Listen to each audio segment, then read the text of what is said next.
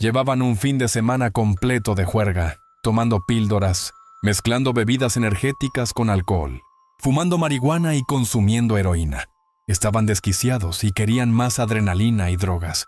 Carla Tucker le propuso a su novio, Danny Garrett, y a James Leibrand ir a robar al departamento de un amigo en común, Jerry Lynn Dean. Carla lo detestaba. Les dijo que quería intimidarlo para que les diera el dinero que buscaban. Y si no lo hacía, podrían, de todas maneras, llevarse sus cosas y convertirlas en cash, una moto, la televisión, los equipos de música. Para convencerlos, Carla les mostró las llaves del departamento de Dean y se rió. Se las había robado a Sean, la mujer de Dean, en un descuido unos días antes, mientras ella le confesaba sus penas y que estaba distanciada de Dean. La madrugada del lunes 13 de junio de 1983, entre las 2:30 y las 4:30, el trío se decidió, irían por todo. Entraron y lo primero que hizo, Carla fue despertar a Dean apoyándole, un pico de más de 1 metro de largo, en la cabeza. Le dijo, «No te muevas, hijo de puta, o estás muerto». Rápidamente se sentó sobre él. Dean intentó protegerse y la tomó por los antebrazos mientras le rogaba por su vida. La llamó por su nombre varias veces. Danny Garrett decidió intervenir y para liberar a Carla, recogió un martillo que estaba en el suelo y le dio a Dean un buen golpe en la cabeza. El dueño de casa quedó fuera de juego, como desmayado. Danny Garrett salió del cuarto para cargar la camioneta con Sinewatson Leibrand con todo lo que se llevarían. Carla se quedó en la habitación. Dean empezó a hacer ruidos extraños. Su cuerpo intentaba respirar, pero la sangre impedía la entrada normal de aire. Los sonidos eran horribles. Le gritó histérica que se callara una y otra vez. Por motivos obvios, el moribundo no pudo hacerlo. Ella, entonces, tomó su pico con rabia y empezó a golpearlo. Cuando Danny reingresó en el dormitorio, la ayudó a acabar con él y le propinó una puñalada en medio del pecho. Terminados los ruidos, siguió cargando el vehículo. Carla encendió las luces del cuarto. El sangriento escenario era surrealista. Recién entonces notó la presencia de un testigo inesperado. Una mujer pretendía esconderse del horror en un rincón, tapada con sábanas y una colcha. Por lo visto, Dean no había demorado en conseguir pareja, se dijo Carla. La que estaba en su cama era Deborah Ruth Thornton, de 32 años, quien había conocido a Dean en una fiesta la tarde anterior. Mala suerte la de esta joven, pésima. Carla no la conocía, pero estaba más que decidida a no tener testigos. Además, seguro que había escuchado a Dean llamarla por su nombre. Había algo más siniestro en todo esto. Carla había obtenido goce sexual matando a Dean. Quiso repetirlo. Le tiró un golpe con el pico a Deborah, pero solo le rozó el hombro. Comenzó una brutal pelea entre las dos mujeres. Deborah intentó defenderse, pero Danny Garrett entró una vez más en escena y las separó. Carla no pensó en retroceder. Comenzó a clavar su arma en la víctima repetidamente, con Deborah caída en el piso. Aprovechó para hundirla en el medio de su pecho, directo al corazón. Cada vez que lo hizo, tuvo un orgasmo. Fueron poderosos orgasmos múltiples. Eso contó Carla a sus amigos primero y luego al tribunal que la juzgó. Justo en ese trance de sadismo y violencia, entró al dormitorio Leibrand, el tercer cómplice. Declaró que vio a Carla Tucker sacando con esfuerzo el pico de un cuerpo. Carla levantó la vista, lo miró, sonrió y siguió golpeando a Deborah. Su sonrisa iluminada fue lo que más lo asustó. Leibrand escapó caminando de la escena. Estuvo dando vueltas por los alrededores durante 1 hora y terminó llamando a Ronnie Barrell, quien era marido de Carrie Tucker, hermana de Carla, para que lo fuera a buscar. Garrett y Carla estaban furiosos con su deserción.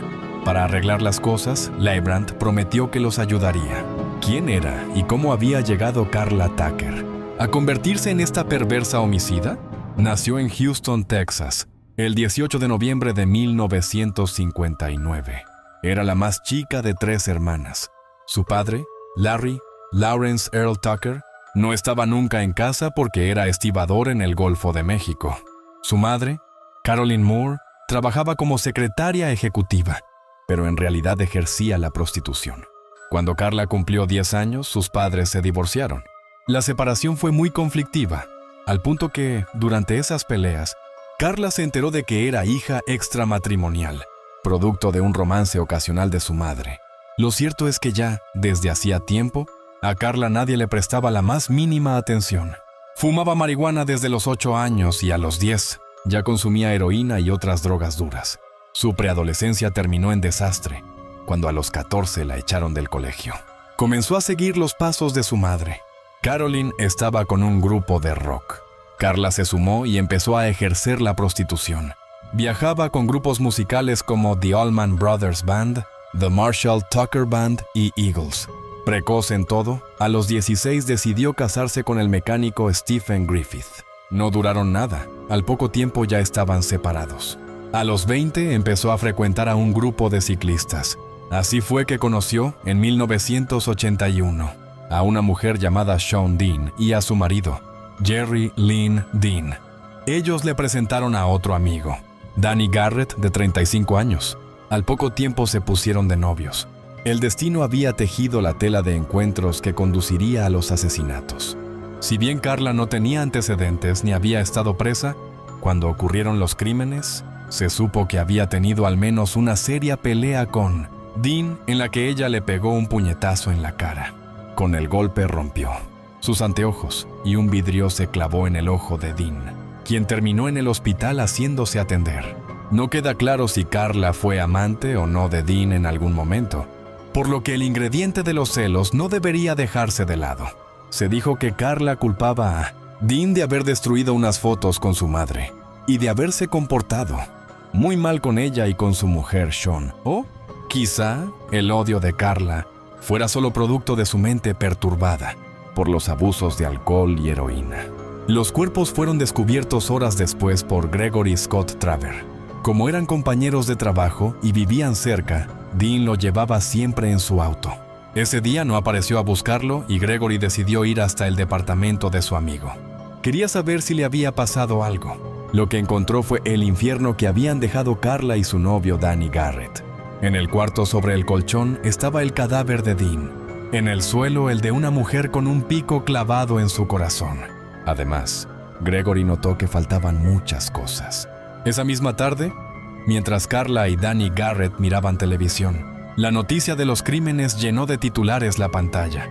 Se rieron, hicieron bromas sobre los famosos que eran y llamaron a Leigh Brandt para que fuera a ver los noticieros con ellos.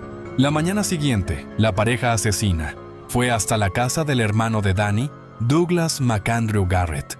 Luego de bajar las partes de la moto que habían robado, Carla le anunció muy tranquila: «Anoche, con Danny, matamos a Jerry Dean», y le dio la billetera de Dean a Douglas. Este la quemó inmediatamente en un fogón y, asustado, empezó a pedirles que sacaran de su garaje las piezas de la moto de la víctima. Su hermano lo convenció para que las tuviera. Douglas accedió. Se deshizo de ellas, pero después lo pensó mejor. Llamó a José Mosier, un amigo de la familia que era detective del departamento de homicidios. Le contó lo que había ocurrido y le dio el nombre del tercer cómplice, James Leigh Brandt. Douglas siguió cooperando y grabó las conversaciones con Carla y su hermano Danny, donde discutían sobre los homicidios. 2 horas de grabación fueron más que suficiente. Listo, caso resuelto. Los peritajes forenses determinaron que Dean tenía golpes con el pico y puñaladas. En total, de sus 28 heridas, 20 habían sido fatales. Además, presentaba una tremenda fractura de cráneo. Deborah Ruth Thornton había muerto también por numerosas cuchilladas y golpes de pico en el pecho y en su espalda. El arma usada estaba en su cuerpo. El 20 de julio de 1983, Carla y Garrett fueron detenidos y, luego, sometidos a juicio por separado. Carla Faye Tucker se presentó ante el jurado, totalmente drogada, y el juicio estuvo a punto de suspenderse. Con una frialdad demoledora la imputada llegó al punto de expresar cómo era que había sentido placer sexual al descargar sus golpes, pero al mismo tiempo, en la prisión, comenzaba su conversión. Carla había comenzado a leer la Biblia. No sabía qué estaba leyendo. Antes de darme cuenta, estaba de rodillas en el piso de mi celda y le pedía perdón a Dios, dijo años después en una de sus tantas entrevistas. En octubre de 1983, se volcó al cristianismo. Había sido una rápida y conveniente conversión. Años después, en 1995, se casó con el capellán de la prisión, el reverendo protestante Dana Lane Brown, en una ceremonia religiosa. Nunca pudieron tocarse y la relación transcurrió tras un vidrio. En abril de 1984 fue condenada a muerte, al igual que su exnovio Danny Garrett, por inyección letal. Durante sus años en la cárcel, Carla se convirtió en una celebridad. Fue entrevistada por todos los programas con rating. 60 Minutos, Court TV y The 700 Club, entre otros. Este último era conducido por el predicador Pat Robertson, quien había virado su posición de partidario de la pena de muerte hacia una visión contraria a ella. Al famoso periodista Larry King, Carla le habló en un reportaje sobre el miedo a morir. No le temo a la muerte, sé hacia dónde voy. Jesús me aguarda, aunque yo ya no sea una amenaza para la sociedad. La historia de Carla medía en audiencia. El hecho de que la condenada fuera mujer, su promocionado arrepentimiento y su conversión religiosa eran ingredientes atractivos. A eso se sumó que el mundo abogaba por conmutar su pena a muerte por una perpetua. El Papa Juan Pablo II, el primer ministro italiano de la época, Romano Prodi, el Parlamento Europeo y las Naciones Unidas intercedieron por ella.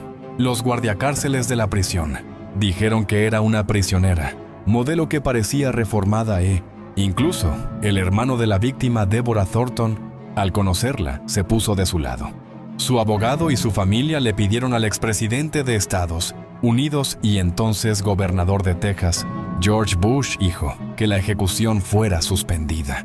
Pero ni él ni el Tribunal Supremo accedieron. Bush sostuvo que no podía hacer excepciones y que todos los delincuentes debían ser tratados de igual forma ante la ley. Nada ni nadie logró torcer la decisión tomada. El 18 de diciembre de 1997, la Corte decidió que la ejecución se llevaría a cabo el 3 de febrero del año entrante. Fue apelación tras apelación, hasta el mismísimo día de su ejecución. Un total de 76 pedidos de clemencia que siempre fueron rechazados. El 2 de febrero fue trasladada en avión desde su unidad en Gatesville hasta la prisión de Huntsville, que estaba preparada para esta instancia final.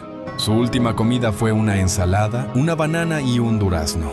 Carla pudo escoger a 5 de las personas que la verían morir.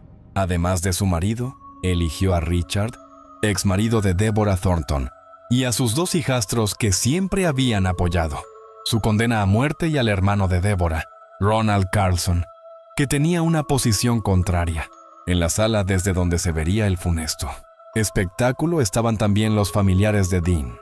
Richard Thornton, esa misma mañana, había asegurado a la prensa que no creía una sola palabra sobre la conversión religiosa y la rehabilitación de Carla Tucker. Solo cuando vea muerto a ese monstruo, podré empezar a respirar tranquilo. En la habitación de su muerte, Carla Tucker, con 38 años, fue atada de pies y manos con correas, adheridas a la camilla que le impedían moverse o resistirse. Mientras lo hacían, ella rió, pero ahora no tenía ningún pico entre sus manos. Antes de morir, Carla dijo sus últimas palabras. Quiero decirles a todos ustedes que pido perdón por el sufrimiento que he causado. Espero que esto sirva para que Dios les dé paz. Miró a su marido. Baby, te amo. Miró a todos los presentes sonriendo.